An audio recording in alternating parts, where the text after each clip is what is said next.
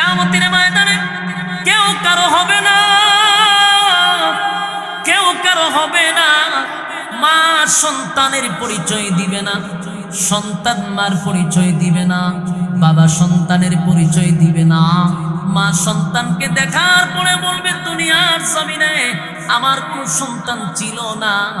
স্ত্রী বলবে দুনিয়াতে আমার কোনো স্বামী ছিল না। আমার যুবক ভাইরা, যে স্ত্রীর জন্য রাত দিন অক্লান্ত পরিশ্রম করে গ্রামের বাড়ি সাইরা শহরে রাখলেন, দামি দামি গয়না পরাইলেন, দামি দামি শাড়ি পরাইলেন, সেই স্ত্রী হাসরের মাঠে বলবে দুনিয়াতে আমার কোনো স্বামী ছিল না। ভালো করে স্বামীরে চিনবে, ভালো করে চিনবে এটা আমার স্বামী। পরিচয় দিবে না কেন জানেননি? যদি পরিচয় দেই গো, একটা নেকি যদি আমার স্বামী আমার কাছে আবদার করে, কোথা থেকে নেকি দিব? একটা নেকির জন্য মা তার সন্তানকে অস্বীকার করে দিল, বাবা সন্তানকে অস্বীকার করে দিল। তাই আপনাদের কাছে বলবো যুবক ভাইরা, এই একটা নেকি আপনারা কেউ দিবে না। এই মজলিসে বসলেন, কত নেকি আমল নামায় আল্লাহ ঢুকায়া দিস। কারণ আমাদের তো দিন শেষে একটা হিসাব আছে রে, হিসাব তো ঠিকই মালিকের সামনে দাঁড়ায়া দিতে হবে। আরেকটা কথাও বলে দে, আলেম ওলামারা আছে, জিজ্ঞাসা করবেন হাসরের মাঠে যদি মালিক কাউরে একবার হিসাব জিগায়, যদি কারো কাছ থেকে মালিক হিসাব চায়, আল্লাহর কসম হিসাব দেওয়ার যোগ্যতা পৃথিবীর কারো নাই। বুঝেন না? আল্লাহ যদি কারো কাছে হিসাব চায়, কসম খোদার হিসাব দেওয়ার যোগ্যতা কারো নাই। আল্লাহর নবী বলেন আমার কাছে আমার মালিক কোনোদিন হিসাব চাইবে না। যদি আমি নবীর কাছেও মালিক হিসাব চায় রে, আমি নবী আল্লাহর সামনে দাঁড়াইয়া হিসাব দেওয়ার যোগ্যতা রাখি না। আমার যুবক ভাইরা, তাহলে বলুন আমরা কেমনে গো মালিকের সামনে দাঁড়াইয়া হিসাব দিব, হিসাব দিব? তাই আমরা দোয়া করি, মালিক আপনার জান্নাত যদি দেন, বিনা হিসাবে জান্নাত দিয়েন, বিনা হিসাবে জান্নাত দিয়েন। ইল্লা আসহাবাল ইয়ামিন, বিনা হিসাবে আল্লাহ কিছু লোককে জান্নাত দিবে। সুবহানাল্লাহ। আমরা বলবো মালিক বিনা হিসাবে জান্নাত দেন।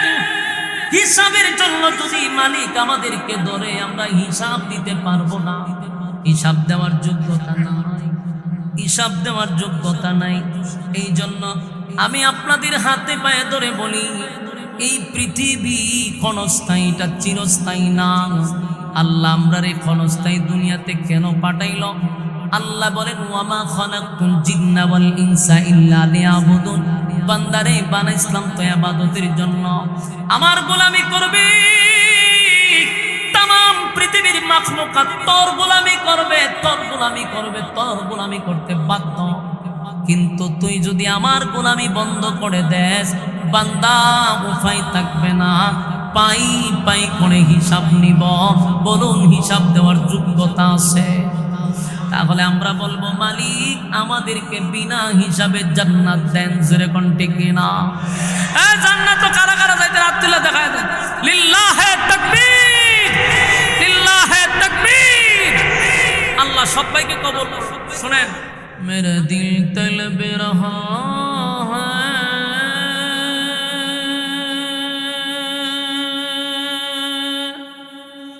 मेरे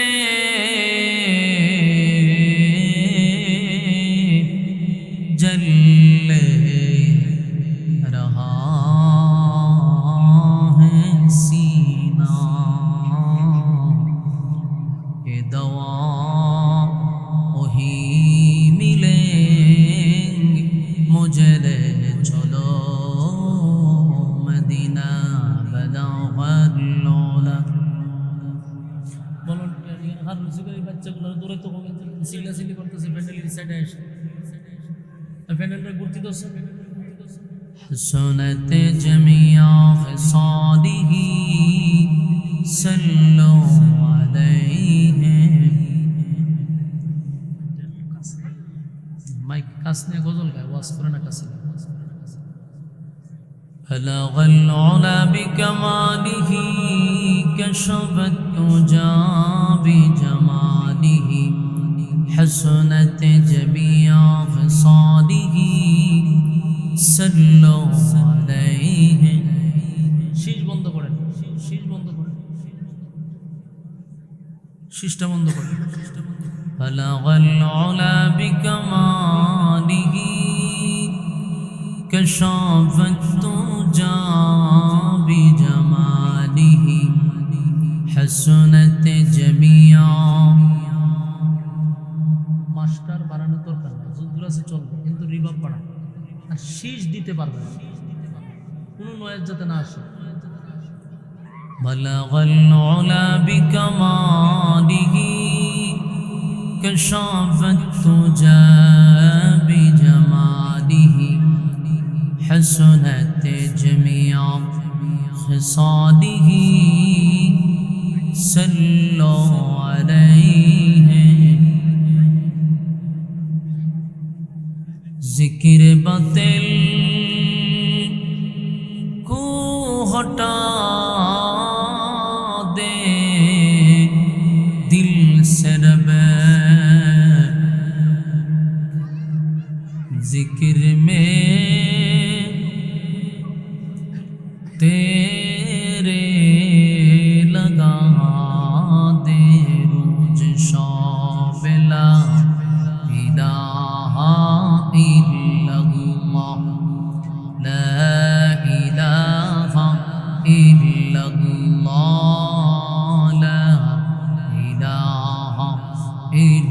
اللہ لا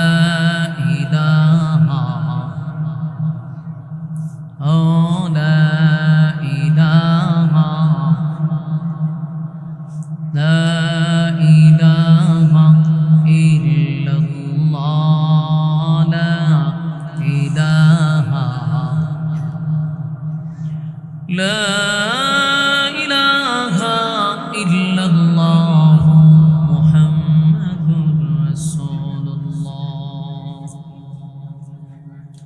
সাল্লাল্লাহু আলাইহি ওয়াসাল্লাম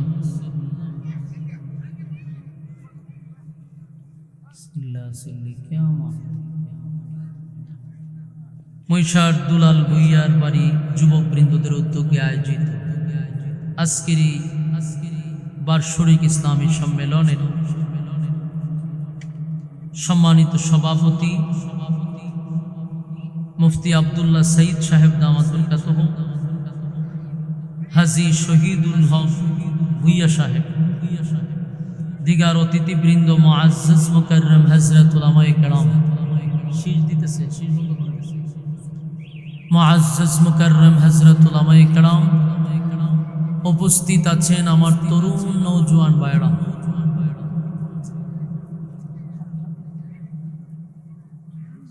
মুরব্বিয়ানে আযম মাইকের আওয়াজ যতটুকু দূরে যাচ্ছে অবস্থানরত পর্দানিশী মা ও বোনেরা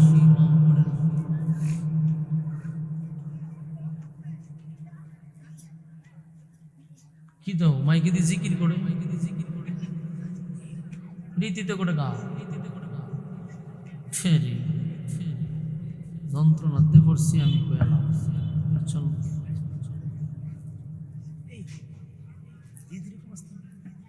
আমরা শুকরিয়া আদায় করছি সর্বপ্রথম যিনি আমাদেরকে সুস্থ অবস্থায় দিনই এক মজলিসে আসার এবং বসার তৌফিকটুকু রব্বে কারীম আমাদেরকে দিয়েছেন সকলে মিলে শুকরিয়া আদায় করি আলহামদুলিল্লাহ লক্ষ কোটি দুরুদ এবং সালাম আল্লাহর সৃষ্টির প্রধান আকর্ষণ জনাবে মুহাম্মদুর রাসূলুল্লাহ সাল্লাল্লাহু আলাইহি ওয়াসাল্লাম সম্মানিত সুধী রাস্তাঘাটে দোকানপাটে যে সমস্ত ভাইয়েরা অনর্থক সময় নষ্ট করতেছে বেহুদা সময় নষ্ট করতেছে মেহেরবানি করে আমরা এই প্যান্ডেলটার ভিতরে বসে যাই রাত দিন অক্লান্ত পরিশ্রম করে ভুইয়াবাড়ির যুবকরা আয়োজনটা করছে আপনারা যদি রাস্তাঘাটেই সময় নষ্ট করেন তাহলে এই যুবকরা আগামীতে মাহফিল করতে আর উৎসাহিত হবে না। এই জন্য তাদের পাশে দাঁড়ানো, উপস্থিতি দিয়ে তাদেরকে উৎসাহিত করা। মেহেরবানি করে আমরা সময়টা রাস্তায় নষ্ট না করি। বাদ মাগরিব বয়ান, এশারের আগ পর্যন্ত সময়। আপনারা যদি মনে করেন যে হুজুরে বয়ান শুরু করুক, আস্তে আস্তে আসবো, আপনারা আস্তে আস্তে আমার বয়ানও শেষ। এই জন্য মেহেরবানি করে আমরা আর দেরি না করি, ফ্যান্ডেলে বসে যাই। মাহফিলটা কি প্রতিদিন হবে? আগামীকালকেও হবে? বছরে একবার। আর আপনাদের আড্ডা চলে সারা বছর, গল্প চলে সারা বছর, দোকানে আড্ডা মারা চলে সারা বছর। তো বছরে একবারও কি আড্ডা বাদ দেওয়া যায় না? গল্প বাদ দেওয়া যায় না? যে গ্রামের একটা মাহফিল, এটা তো আনন্দের সহিত মানুষের মাহফিলে বসে, এদিনে এরা আড্ডা মারতে হবে, গল্প করতে হবে। এদের থেকে কপাল পোড়া আর আসেনি এলাকা থেকে। দুর্ভাগ্য, কপাল পোড়া যে জাতির সামনে একটা দিনই মজলিস রাইকা আড্ডায় গল্পে তারা ব্যস্ত 24 ঘন্টা। আল্লাহ এদের কাছ থেকে আপনাদেরকে হেফাজত করে। যারা বসছেন, আল্লাহ তাআলা আপনাদের দুনিয়া আখিরাতের সম্মান বাড়ায় দেবে। আমিন। সম্মানিত সুধী, আমি আপনাদের সামনে কয়েকটা আয়াতে কারিমা তেলাওয়াত করছি। আল্লাহ রাব্বুল আলামিন বলেন, কুল্লু নাফসিন বিমা কাসাবাত রাহিনা। প্রতিটা মানুষ তার কৃতকর্মের জন্য আল্লাহর কাছে একদিন জবাব দিতে হবে। এটা আপনি আমার বিশ্বাস হয়নি? রাস্তাঘাটে যারা আড্ডা মারতেছে এরার বিশ্বাস হয়? এরার যদি বিশ্বাস হইতো তাহলে ফ্যান্ডেলের ভিতরে আয়া বসত। প্রতিটা মানুষ আল্লাহর সামনে দাঁড়ায় হিসাব দিতে হবে, এটা নিশ্চিত বিশ্বাস করি। বিদায় আমরা মুমিন, আমরা ঈমানদার। আল্লাহ রাব্বুল আলামিন হিসাব নিবে। যতটুক সময় আমাদেরকে দেওয়া হয়েছে, 60 বছর বলেন, 70 বছর বলেন, আর 50 বছরই বলেন, যারে যতটুক সময় দেওয়া হয়েছে ওই সময়ের হিসাব আল্লাহ আমাদের কাছ থেকে নিবে। কারণ আল্লাহ নিজেই বলছে, ওয়াল আসর, সময়ের কসম, সময়ের কসম করছে। কোন সময়? আমাদের হায়াতের সময়, জীবন পুঁজির কসম। আমরা হায়াতের যে পুঁজিটা দিছে এটার কসম করছে। কসম করে আল্লাহ বলেন, ইন্নাল ইনসানা লাফি খুসর, নিশ্চয়ই তোমরা ক্ষতিগ্রস্ত। নিশ্চয় মানুষ ক্ষতিগ্রস্ত। কসম করে আল্লাহ কইতেছে আমরা ক্ষতিগ্রস্ত। কারণ আমাদের সময় যদি কাজে না লাগাই, যেমনে মনে চায় যদি আমরা এমনি চলতে থাকি, তাহলে অবশ্যই আমরা ক্ষতিগ্রস্ত। ক্ষতিগ্রস্ত থেকে বাঁচার জন্য আল্লাহ আবার আমাদেরকে অপশনও দিছে। বেশি মায়া মহব্বত করে তো কসম কাইরা বলছে তোরা ক্ষতিগ্রস্ত, কিন্তু মায়া বেশি, মহব্বত বেশি। আমরা বাঁচাইবার লেগে আবার অপশন রাখছে 4টা। যদি বাঁচতে চাও 4 কোয়ালিটি মেনে নাও, আর না হয় কসম করে আল্লাহ কইছে ধ্বংস, ধ্বংস 100%, কোনো সন্দেহ নেই। প্রথম শর্ত হলো ইল্লাল্লাযীনা আমানু। 1 নাম্বার শর্তটাই হইল ঈমান থাকতে হবে। ওয়া আমিলুস সালিহাত, তোমরা নেক আমল করতে হবে। আমলের, ঈমানের সাথে নেক আমল। ইল্লাল্লাযীনা আমানু ওয়া আমিলুস সালিহাত ওয়া তাওয়াসাউ বিল হক। এখানে আল্লাহ বলছেন 3 নম্বরে হক কথা বলতে হবে, হকের পক্ষে থাকতে হবে। 4 নম্বর হলো সবর, ওয়া তাওয়াসাউ বিস সবর। 4 নম্বর হলো ধৈর্য ধারণ করতে হবে। 4টা কোয়ালিটি যেই মানুষের ভিতরে থাকবে ক্ষতিগ্রস্ত হবে না। আল্লাহ রাব্বুল আলামিন তাকে হেফাজত করবে, সে লাঞ্ছিত হবে না, ক্ষতিগ্রস্ত হবে। এই কোয়ালিটি যার ভিতরে নাই সে 100% ক্ষতিগ্রস্ত। এই প্যান্ডেলের কোনার মধ্যে কতগুলো কিশোর গ্যাং আছে, এটি দৌড়াই দেন, আধা কিলো দৌড়াই দেন, এই দেন প্যান্ডেলের কাছে ওয়াজও শুনে না, এখানে এসে চিল্লা চিল্লি একটা দৌড়াদৌড়ি করতেছে। চিন্তা করেন, ওয়াজের কোনো কথা। আমরা এখানে কি আপনারা দোকানদারি দিছে?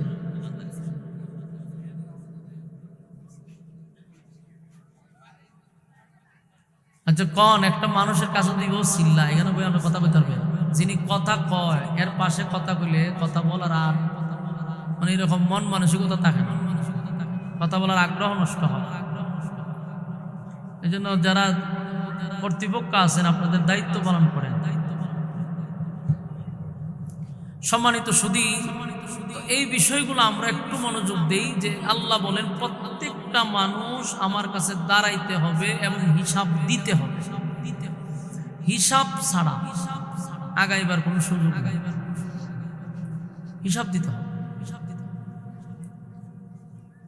আমি আপনাদেরকে বলি, এই পৃথিবীতে আল্লাহ রাব্বুল আলামিন আমাদেরকে পাঠাইছেন, আবার এখানে থাকবো না। এই অল্প সময়ের জন্য কেন পাঠাইলেন? এর মূল উদ্দেশ্য হলো আল্লাহ একটা পরীক্ষা নিবেন আমাদের কাছ থেকে, রেজাল্টটা আউট হবে হাসরের মাঠে। পরীক্ষার সময় কিন্তু বেশি থাকে না। আমরা যারা স্কুল কলেজ ভার্সিটি মাদ্রাসায় পরীক্ষা দেন সময় 3 ঘন্টা, তো পরকালের সময়ের হিসাবে আমরা 60-70 বছর, এটা বেশি না, এই কয়েক ঘন্টা পরীক্ষার হলে পাঠাইছি। আমরা পরীক্ষা অলরেডি দিতেছি, সময় আমাদের খুব কম। পরীক্ষার হলে একটা বিষয় হলো কি, এখানে স্বাধীনতা থাকে। প্রত্যেকটা ছাত্রের স্বাধীনতা আছে পরীক্ষার হলে। পরীক্ষা ছাড়া ক্লাসে যদি কেউ ভুল করে, টিচার ভুল ধরে এবং তার শাস্তি দেয়, লেখার ক্ষেত্রে, পড়ার ক্ষেত্রে। কিন্তু যখন আপনার পরীক্ষার হলে ঢুকবেন, আপনি ভুল লেখলো, টিচারে কিছু পায় না। আপনি ভালো লেখলো, আপনাকে কোনো উৎসাহ করে। এখানে সিস্টেমটা হলো যে বন্দা পরীক্ষা দিতে আসছে, ছাত্ররা যখন পরীক্ষার হলে ঢুকে, সে যদি ভুলও লেখে, টিচার পাশে থাকলেও তার বাধা দেয় না। কেন দেয় না? পরীক্ষার হল, তার লেখার স্বাধীনতা আছে, এই জন্য বাধা দেন। অনেক টিচাররা দেখতাম দাঁড়ায় থাকতো, দাঁড়ায় দেখতো কি লেখে, কিন্তু কিছু পায় না, কারণ এখানে তার ওই পাওয়ার নেই। সিস্টেম হলো এখানে যার যে মনে চায় এটা লিখতে হবে। কারণ কেন বাধা দেয় না? যে তার রেজাল্ট আছে, যেদিন রেজাল্ট আউট হবে সেদিন সে বুঝতে পারবে, এই জন্য বাধা দেয়। আল্লাহ রাব্বুল আলামিনও বলে প্রত্যেকটা মানুষ আমার কাছে হিসাব দিতে হবে। এই মাস্টার কমান্ড টং টং করে শীষ দেয়। আল্লাহ রাব্বুল আলামিন বলেন প্রত্যেকটা মানুষ আমার সামনে দাঁড়াবে এবং আমি হিসাব নেব। আর হিসাব আছে বিদায় আমাদেরকে কোনো কাজে বাধা দেয় না। আর না হয় আসার দিয়া ফেরেশতারা মেরে নিত। কেন মারে না? কারণ আমাদের হিসাব আছে, জবাব আছে, এই জন্য মাঝখানে বাধা দেয় না। আমি একটা এক্সাম্পল দিলাম, আপনারা বুঝতে পারবেন। আপনারা আশুগঞ্জ হোটেল আছে না, খাবারে হোটেলে যখন ঢুকে হইল কাস্টমার, আর যে খাবার পরিবেশন করে হইতে পারে না, মেসিয়ার নিয়ে একটু কম খাবার পরিবেশন করে মেসিয়ারে। আর ক্যাশে যে বয়ে থাকে তার কি কম, ক্যাশিয়ার, ম্যানেজার। কাস্টমারের কাজ হইল খানা খাওয়া, ক্যাশিয়ারের কাজ হইল খানা দেওয়া, ক্যাশিয়ারের কাজ হইল আল্লাহ। আপনারা বাউন্ডারের মানুষ, আপনারা দিমৌ সিংহের খাসলত করতেছে, আওয়াজ দেন হিসাব নেওয়া। বলুন ক্যাশিয়ারের কাজ কি? হিসাব নেওয়া। মেসিয়ারের কাজ খাওয়ান দেওয়ান, কাস্টমারের কাজ হলো খানা খাওয়ান, ক্যাশিয়ারের কাজ হলো হিসাব নেওয়া। তো এক বেচারা হোটেলের ভিতরে ঢুকে অর্ডার দিছে, এখন তো আবার ভিআইপি সিস্টেম বাড়িছে না, এখন কাগজ দেয়, এখানে মেনু আছে, স্যার আপনার যা ভালো লাগে অর্ডার দেন। তখন মনে করেন শিক্ষিত হোক আর অশিক্ষিত হোক, ইংলিশ একটা ধরায়া দেয়, ধরায়া খানা আপনি বাছাই করেন, এটার একটা মানে বাবাহি। তো এ বেচারা দেখে বলে যে ভাই ফটো তো পারছে না, চিন্তা করছে যে যাক এখানে যা আছে সবই দে। মানে অর্ডার দিয়ে দিচ্ছে, হেতেও গিয়া যা আসিল সব আইনা দিতেছে আর হে দুমসে খাইতেছে, খায় আর হে দেয়। মেসি আর এক পর্যায়ে খুব ক্লান্ত হয়ে গেছে, ঘটনা কিতা এইভাবে দিতেছে আর এইভাবে খাইতেই আছে, এর সুরতে আর লক্ষণতে মনে হয় না যে হে হিসাব দিতে পারে। তো মেসি আর রাগ উঠছে, পিছন দিয়ে গিয়ে একটা সেলি লইছে, সেলি লইয়া, সেলি তো বুঝুন নি, সেলি লইছে। ম্যানেজারে দেখছে ঘটনা কি রে, এতে হঠাৎ করে সেলি লই আইলো কে রে, তো জিগাই তুই সেলি লইলি কেন, হেরে ফিডাম কারে, কাস্টমার। পরে স্যারের ইচ্ছা মতো বায়নামো হন, কারণ এর আমি আধা ঘন্টা ধরে খাওয়ান দিয়ে আর খালি খাও, এর লেগে বানাম। কেশিয়ার আশ্চর্য গেল যে তুই আমার কাস্টমার রে মারবি কেন? ও স্যার যেই পরিমাণ খাইছে হিসাব দিতে পারতো না, আমি যা বুঝার বুঝছি এই হিসাব সব দিতে পারতো না, এর লেগে ফিডাম। কেশিয়ারের জিগায় তোর কাজ কিতা?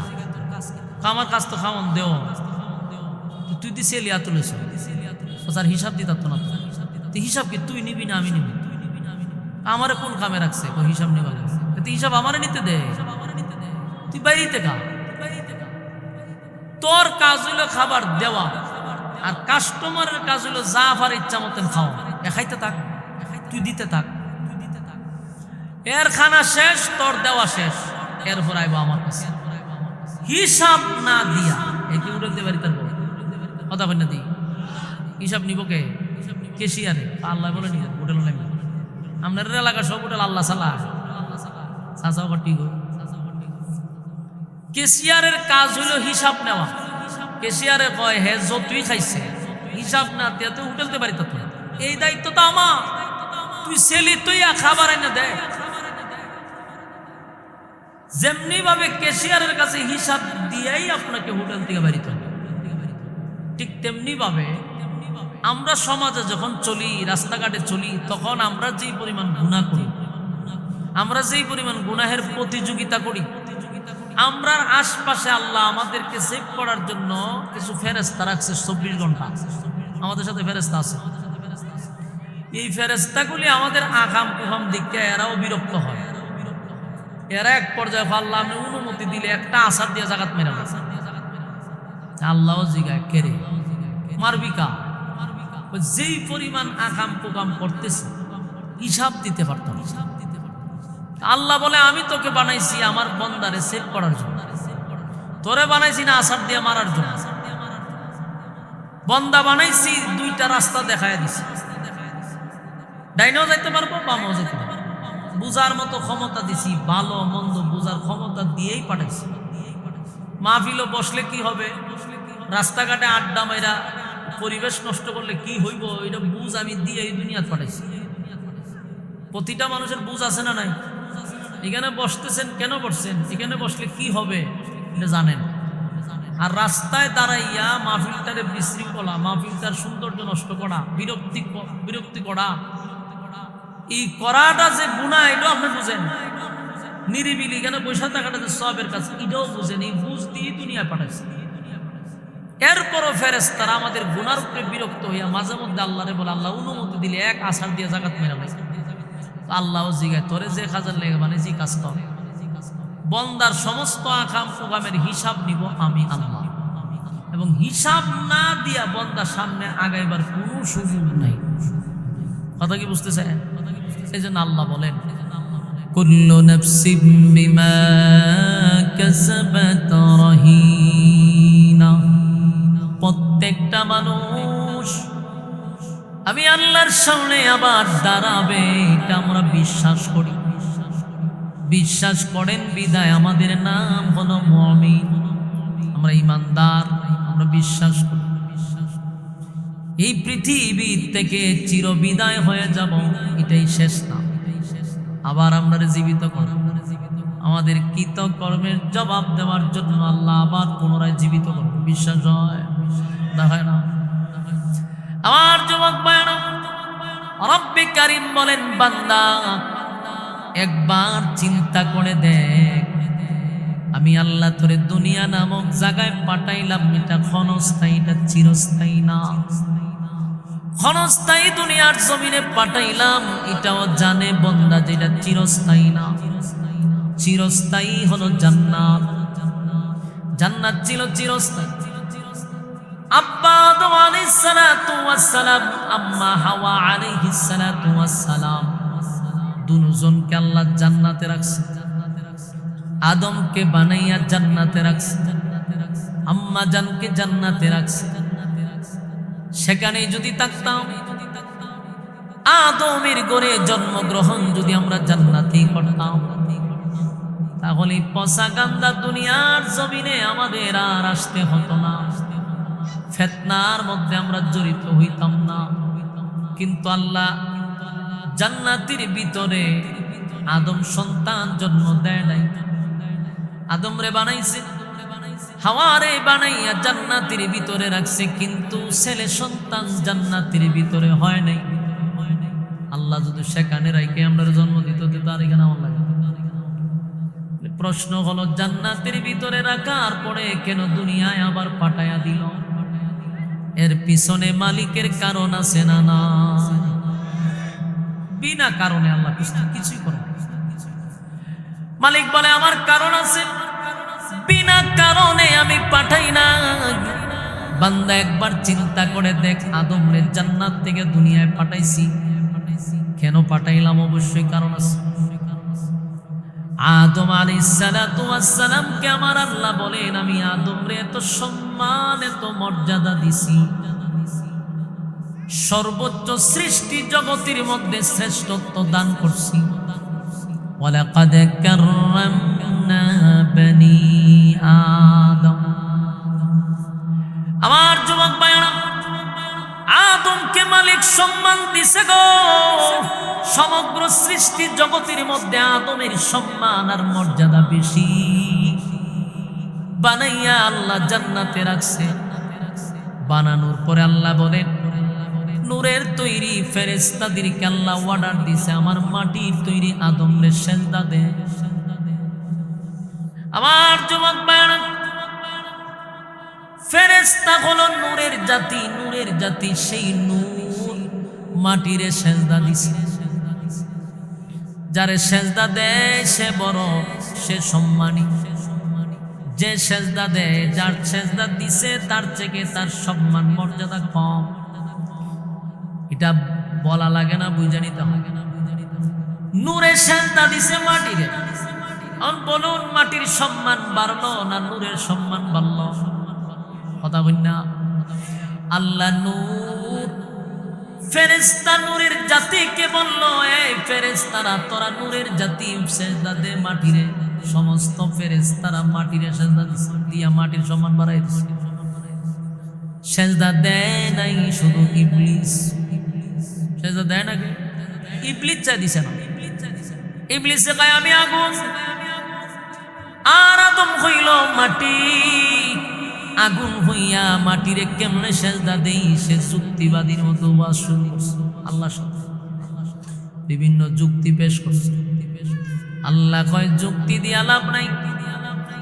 আমি অর্ডার দিছি, আমার অর্ডার অমান্য করছ, আর জান্নাতে থাকতে পারবি না। আদম রে সেজদা না দেওয়ার কারণে এই ইবলিস আর জান্নাতে থাকতে পারল না।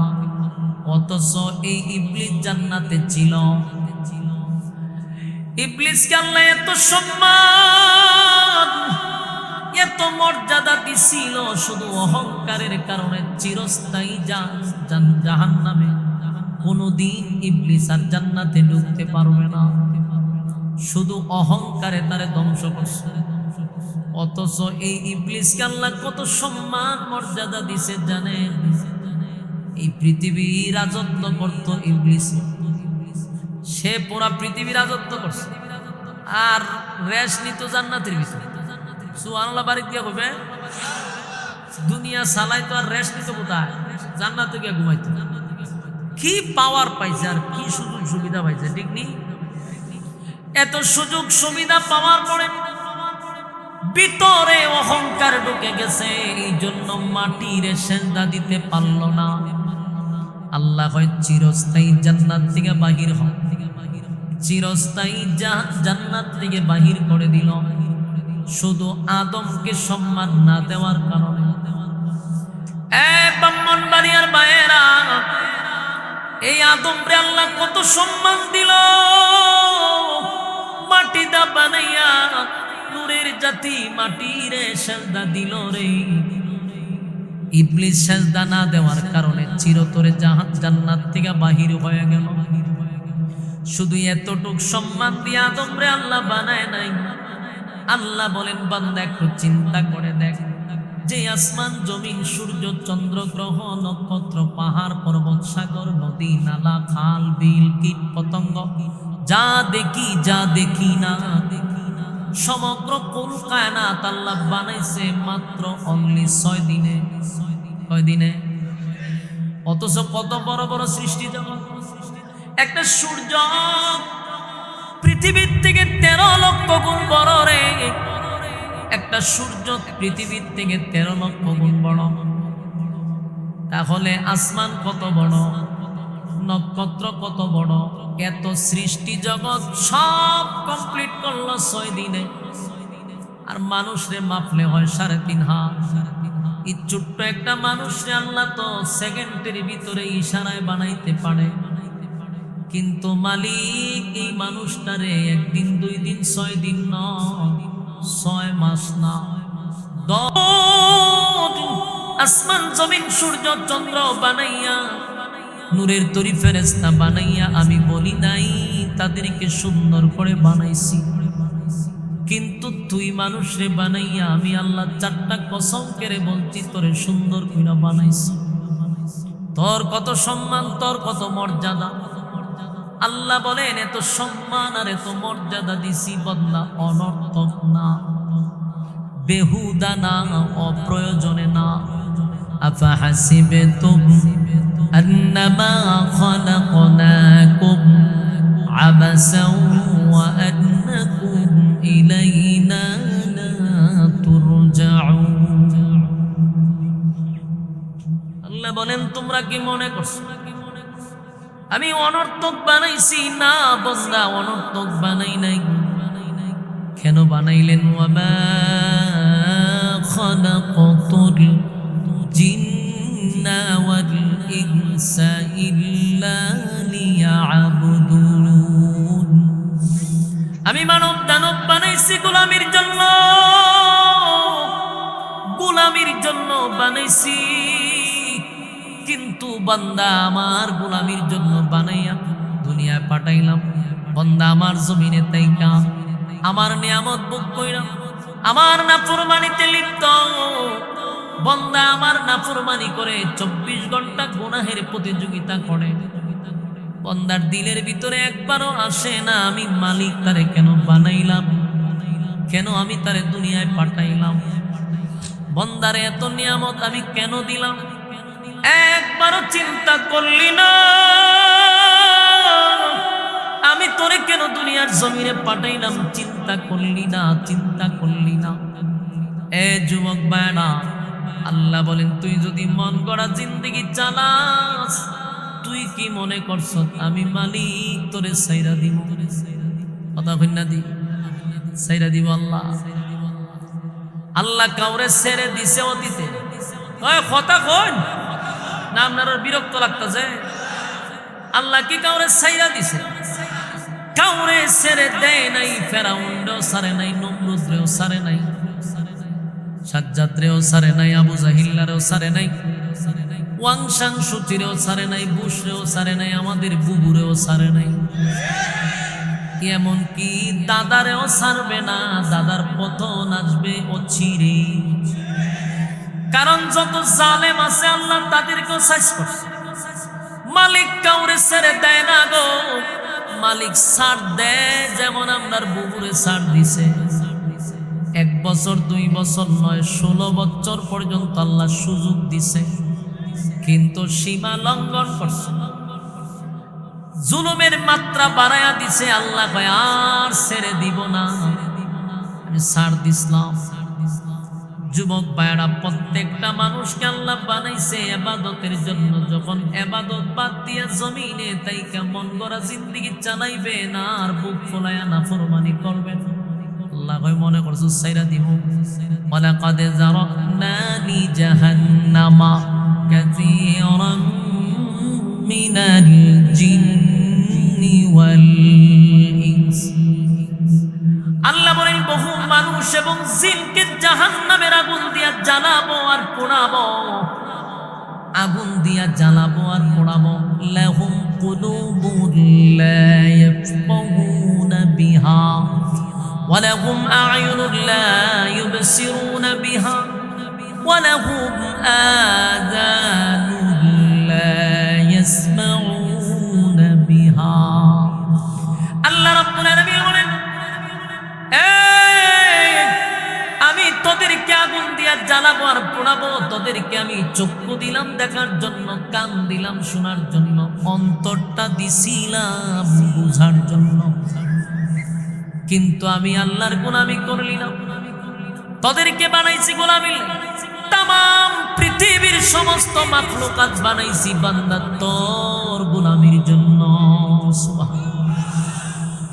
চিন্তা করেন মালিকের কত মায়া, কত মহব্বত। আল্লাহ হয় মানুষ আর জিন জাতিরে বানাইছি আমার ইবাদতের জন্য, আর সমস্ত মাখলুকাত বানাইছি বান্দা তোদের গোলামি করার জন্য। সুবহানাল্লাহ। সূর্য পৃথিবীর থেকে 13 লক্ষ গুণ বড়। সূর্য গোলামি করে, মানুষের গোলামি করে, মানুষের গোলামি করে।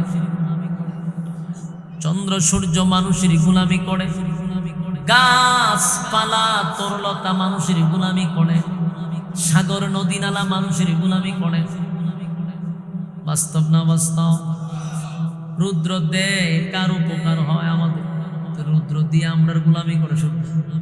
নদী পানি দেয় গোলামি করে, গাছ ফল দেয় আমাদের গোলামি করে, প্রতিটা মাখলুক আমাদের গোলামি করে।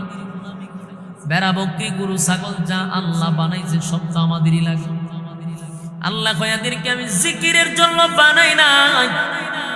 এক গাছরে আল্লাহ জিকিরের জন্য বানায় নাই, মাছরে আল্লাহ জিকিরের জন্য বানায় নাই, পশু পাখি আল্লাহ বলেন চতুষ্পদ জানোয়ারকে আমি জিকিরের জন্য বানাই নাই।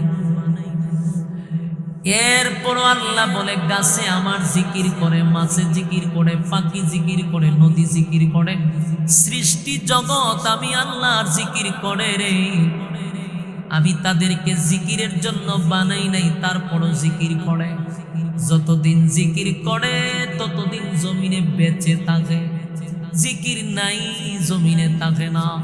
গাছের জবান থেকে জিকির বন্ধ হয়ে গেলে গাছ মরে যায়, পাখির জবান থেকে জিকির বন্ধ করলে পাখি মরে যায়, নদীর জবান থেকে জিকির বন্ধ হলে নদী মরা নদী হয়ে যায়।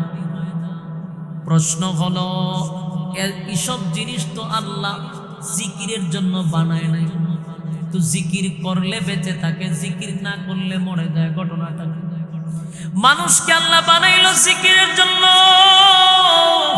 কিন্তু মানুষ জিকির না করলে মরে না, গজব পড়ে না, ঠাড়াও পড়ে না। অথচ মানুষরে বানাইলো জিকিরের জন্য, মানুষ জিকির করে না। গাছপালা নদী নালা এদেরকে জিকিরের জন্য বানায় নাই, জিকির করলে বেঁচে থাকে, জিকির না করলে মরে যায়। ঘটনাটা